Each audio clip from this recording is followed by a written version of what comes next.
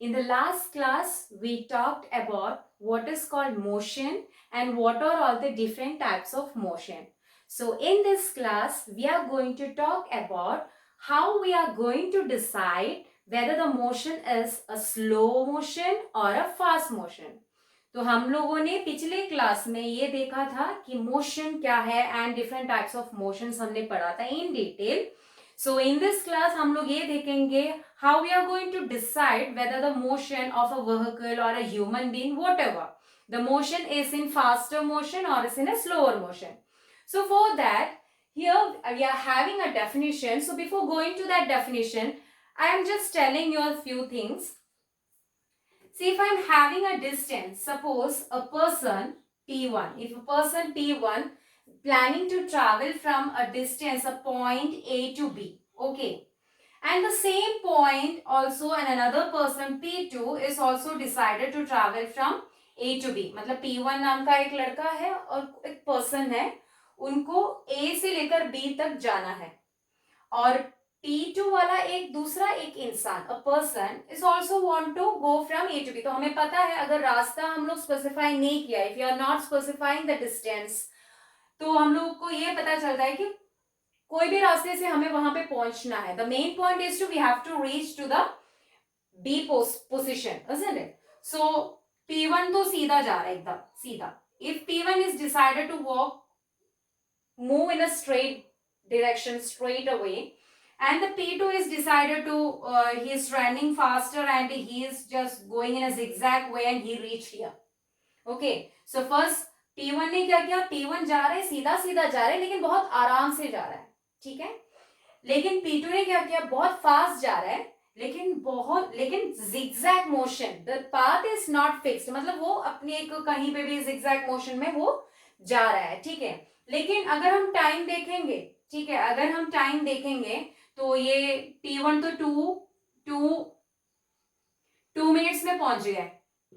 लेकिन यहाँ पे P2 जो है उन्होंने कैसे गया था, वो बहुत zigzag मोशन में गया था लेकिन बहुत फास्ट गया.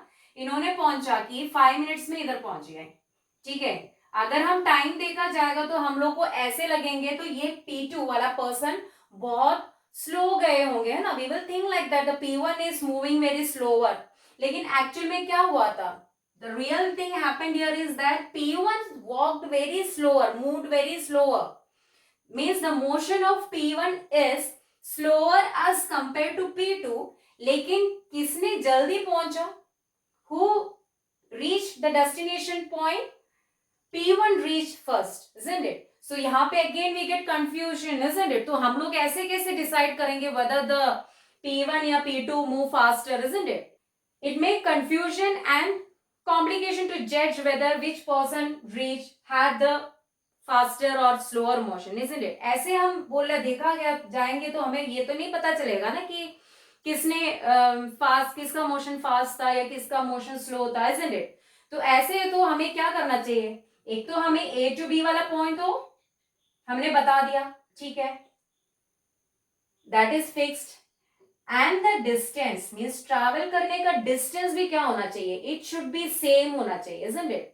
That distance should B same होना चाहिए.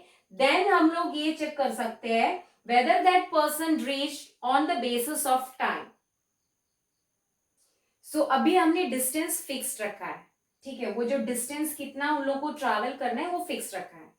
अभी हमें और इजी रहेगा अगर हम ऐसे देखें कि टाइम सेट करें, एक टाइमर सेट करें. आप लोग को देखते होंगे रेस वगैरह होता है तो एक उन लोगों का जो starting point and the finishing point का जो डिस्टेंस सेम होता है, वो ट्रैक एकदम सेम होता है, वो डिस्टेंस सेम होता है, isn't it? कितना किलोमीटर उन लोग को रन करना है जो भी वो फिक्स रहता है. फिर हम लोग कैसे करते हैं, हम लोग टाइमर ऑन करते हैं, isn't it? टाइमर के हिसाब से जो पहले पहुंच गए तो टाइमर वहां पे बंद कर लेता है, isn't it? So the important point, after we are fixing the path, after we are finalizing the path, it is then we are going to check about the time. Then the time matters here, isn't it? So in this case, it will be more easy and more accurately we can get who are having or who is having the fast motion. Now it's clear. तो अगर हम time भी यहाँ पे set करेंगे, मतलब एक distance जो है वो भी एक फिक्स्ड होना चाहिए, एक पर्टिकुलर डिस्टेंस होना चाहिए, और हम चेक करेंगे उन लोगों का वो जो टाइम इंटरवल, वो जो गिवन टाइम इंटरवल में कौन जल्दी पहुंचा, isn't it? So कौन जल्दी पहुंचा, तो वो उस person or that vehicle or that object is having the fast motion. Now is that clear? So now let's move on to the definition. So slow and fast motion. So where it is saying the distance moved by objects in a given interval of time. That is very important. Okay. And the distance. That means the distance moved by objects in a given interval of time helps us to decide which one is faster or slower. So I think the concept is clear for you. सो हमें main point यहाँ पे क्या हमको याद रखना चाहिए, the distance should be a particular distance and we have to check whether that object reach that destination in a given time interval, isn't it? So उसके हिसाब से हम ये जज कर सकते हैं whether the motion is having slower और faster. So now it's clear.